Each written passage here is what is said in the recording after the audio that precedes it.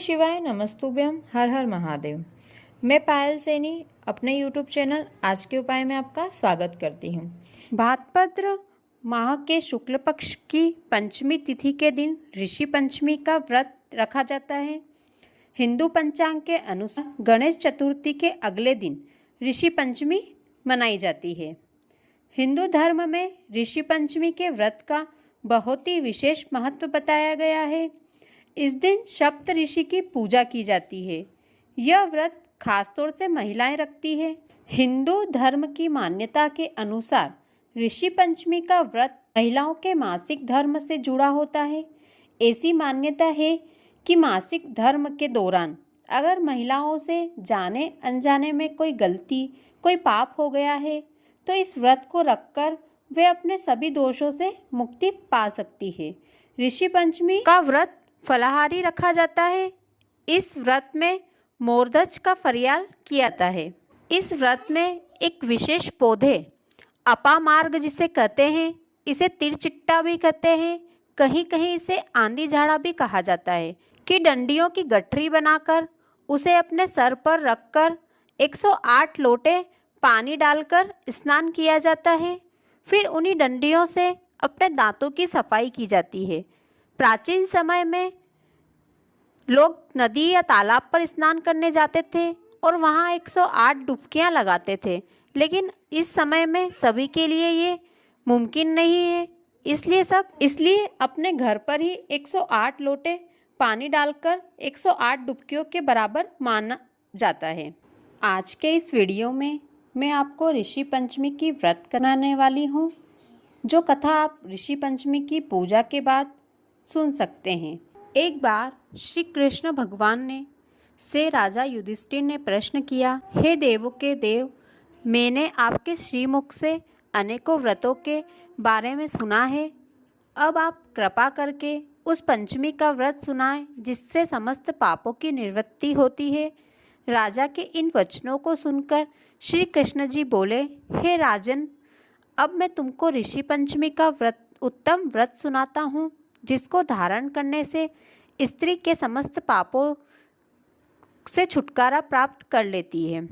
हे राजन, जो स्त्री रजस्वला होकर भी गृहस्थी के कामों में प्रवृत्त होती है तथा घर के बर्तनों आदि को जाने अनजाने छूती है, अवश्य ही नरक में जाती है।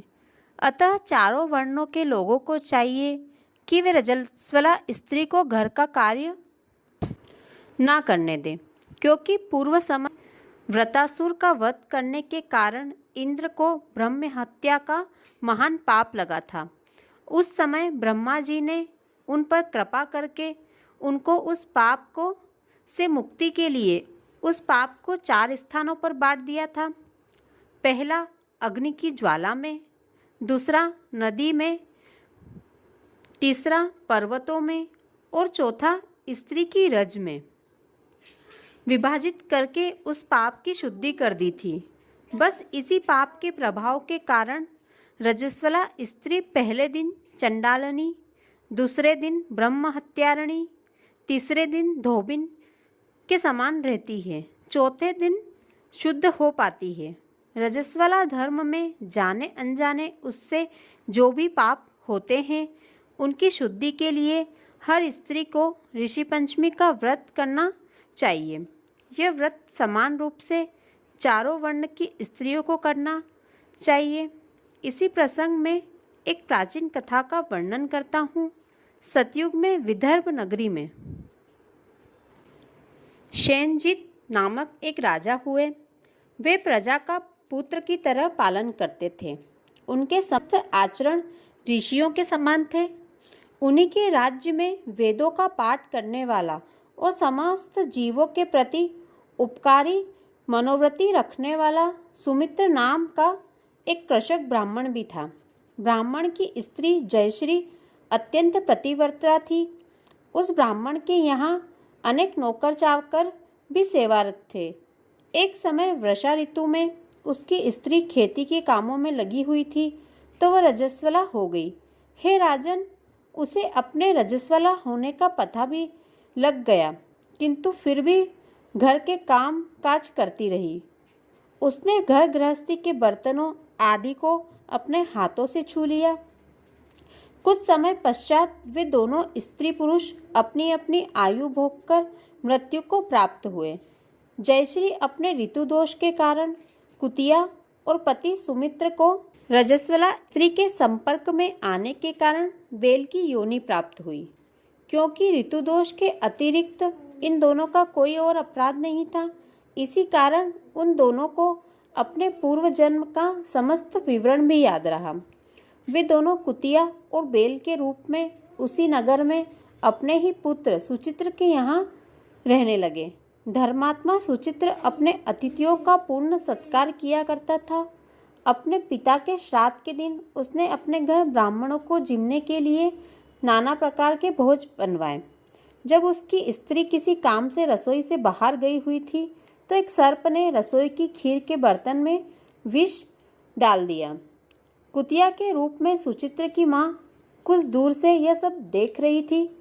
पुत्र की बहू के आने पर उसने अपने पुत्र को ब्रह्म हत्या के पाप से बचाने के लिए उस बर्तन में मुख डाल दिया। सुचित्र की पत्नी चंद्रवती ने कुतिया का यह कृत्य सहा न गया और उसने चूल्हे से जलती हुई लकड़ी निकालकर कुतिया को मार दी। बेचारी कुतिया मार खाकर घर में इधर उधर भागी फिरी।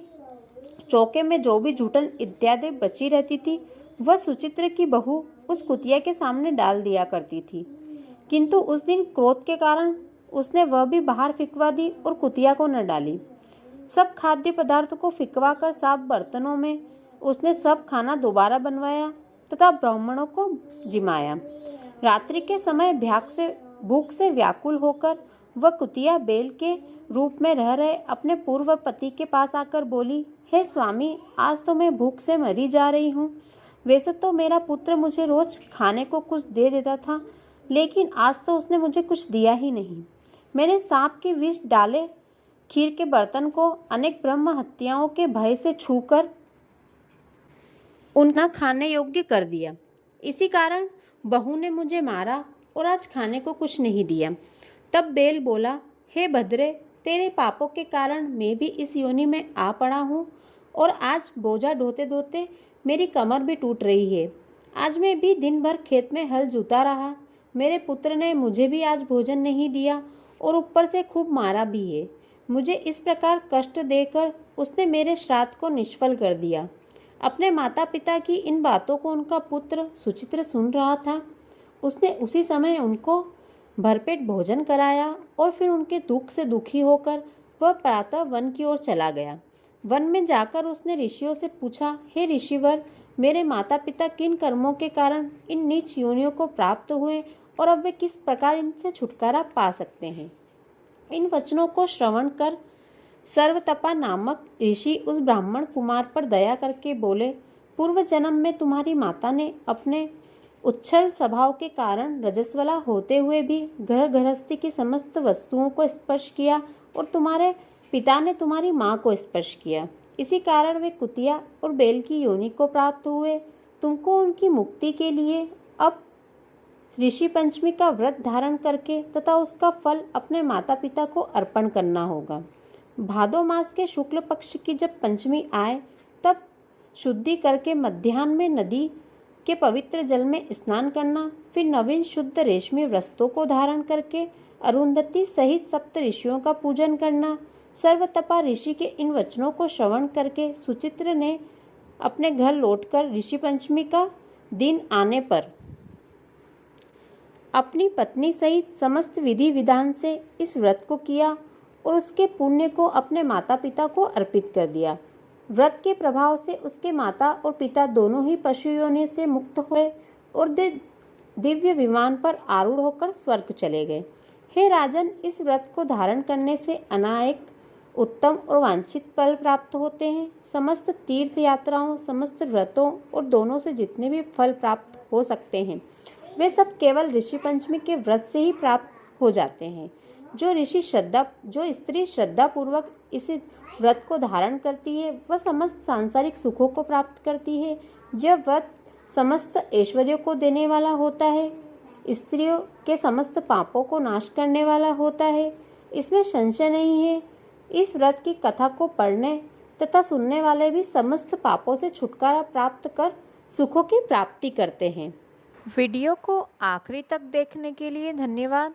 यदि वीडियो अच्छा लगा हो तो वीडियो को लाइक और शेयर करें। साथ ही कमेंट में हर हर महादेव लिखें। चैनल को सब्सक्राइब कर लें